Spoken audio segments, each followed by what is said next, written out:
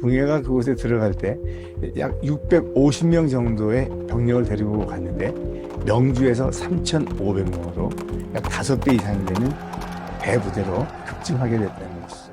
승려 궁예가 영월 세달사를 떠난 해는 서기 891년, 그리고 궁예가 철원을 도읍으로 정한 시기는 896년. 궁예는 승려에서 왕이 되기까지 불과 5년이란 시간밖에 걸리지 않았다.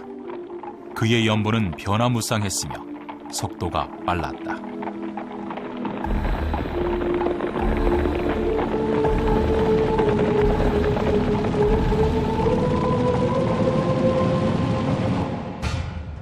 궁예가 엄청난 속도로 세력을 키워가는 과정에는 두 개의 대장정이 있었다. 첫 번째는 북원에서 양길로부터 군사 100명을 지원받아 동쪽으로 이동한 것. 그리고 북원으로부터 출발한 지 2년 만에 명주에 이르러 군사 3,500명을 거느린 장군이 된다. 명주라고 하는 지역이 궁예에게 있어서는 일대전환을 이루는 그러한 지역이었습니다. 이곳에서 특히 궁예에게 있어서 주목할 점은 궁예가 그곳에 들어갈 때 약 650명 정도의 병력을 데리고 갔는데 명주에서 3,500명으로 약 5배 이상이 되는 대부대로 급증하게 됐다는 것이죠. 그리고 그 이후에 이 사람들은 궁예에 측근해서 또 친위 세력과 같은 그러한 존재로서 전투를 수행하는 부대들이 되게 됩니다. 894년 궁예의 명주 입성은 궁예의 생애에서 대전환을 맞은 중요한 사건이었다. 이곳에서 궁예는 양길과 결별을 하고 독자적인 길을 걷게 되었기 때문이다. 양길이라고 하는 사람은 아마도 그러한 시기를 이용해서 자기의 어떤 실력을 통한 권력을 정치하고자 하는 인물이었던 것으로 보여집니다. 커다란 국가라고 하는 것을 통해서 어떤 하층민들과의 그런 평등사회를 유지하려고 했던 그러한 커다란 포부를 양길 아래서는 달성을 할 수가 없었을 것으로 보고 결국에는 결별을 할 수밖에 없었던 것으로 여기겠습니다.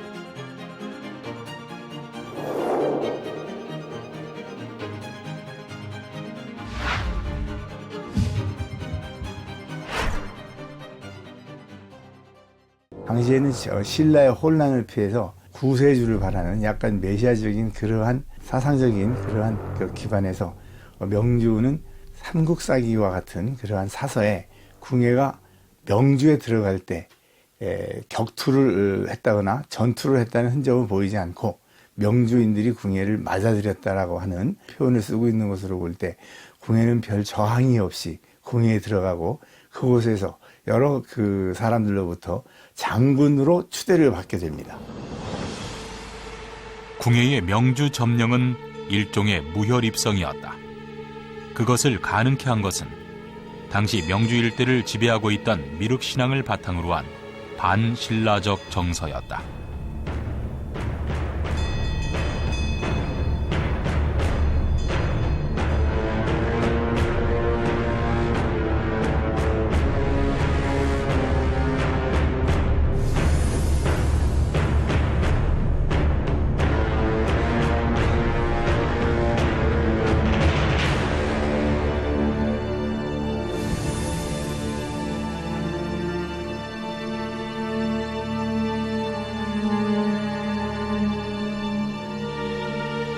궁예는 승려 시절부터 진표의 미륵신앙에 정통했으며 진표의 미륵신앙을 이용하여 반신라적 백성들을 자기 세력으로 끌어들일 수 있었던 것이다.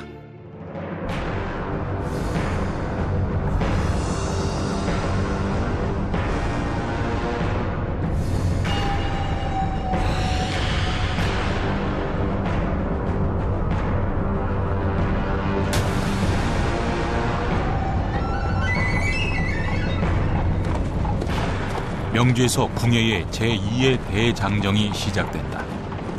궁예가 선택한 곳은 신라의 수도 경주도 아니고 양길이 지배하는 북원주 땅도 아니었다. 신라를 타도하고 새로운 국가를 건설하려는 야망을 품은 궁예는 3,500명의 군사를 이끌고 철원을 향해 출발한다.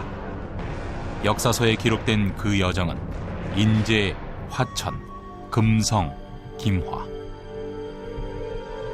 그런데 명주에서 철원까지 이동하기 위해서는 백두대간을 넘어야 하는 길. 과연 궁예는 어떻게 백두대간을 넘었을까? 그 길은 역사서에 기록되지 않아 미궁으로 남아있다. 궁예가 바로 명주에서 큰 세력을 형성했다고 하지만 바로 그곳에서 대관령을 넘어서 맞닥뜨리게 되는 양길의 세력을 대적하기에는 그때까지는 열세였던 것으로 추정이 됩니다. 그래서 궁예는 아마도 더 약간 북진을 해서 한계령이나 또 그 근처 부근에 서진을 하기 좋은 지역을 택했던 것으로 보여집니다. 백두대간을 넘는 여러 고개 중 궁예가 선택한 길은 무엇이었을까? 그중 가장 설득력을 얻고 있는 것은 고성의 삼재령이다. 그 근거 중 하나는 양길의 지배지역과도 거리가 멀고 백두대간을 넘는 고개 중 가장 낮은 고개라는 것. 그리고 궁예가 명주에 입성한 후 고성까지 북진했다는 기록이 있어 삼재령 주장에 설득력을 더해준다.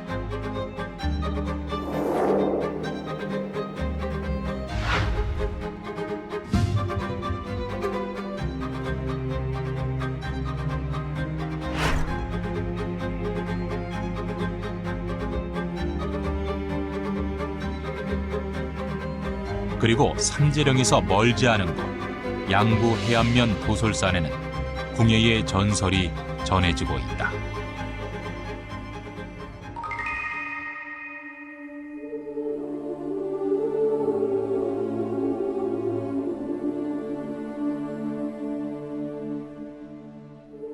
향로봉 북쪽의 삼재령은 현재 DMZ 한가운데 묻혀 있다.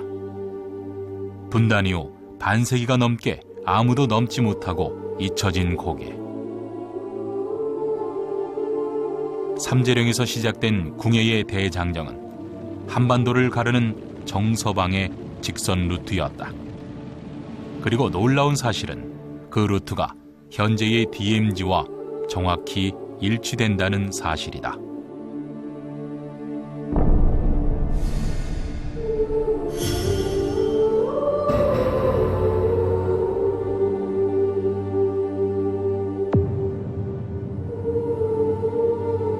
궁예 점령지가 DMZ와 일치하는 것은 어떻게 보면 우리나라의 자연지형상 아주 당연한 현상이라고도 보여집니다.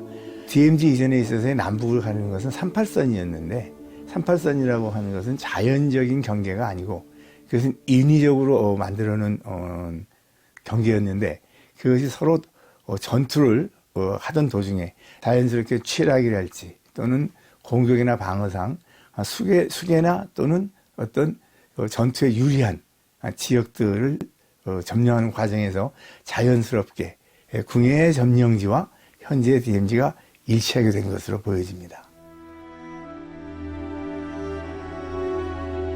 명주에서 새로운 이상국가 건설의 야망을 품은 궁예는 삼재령을 넘어 마침내 철원의 도읍을 정하고 국호를 내걸었다.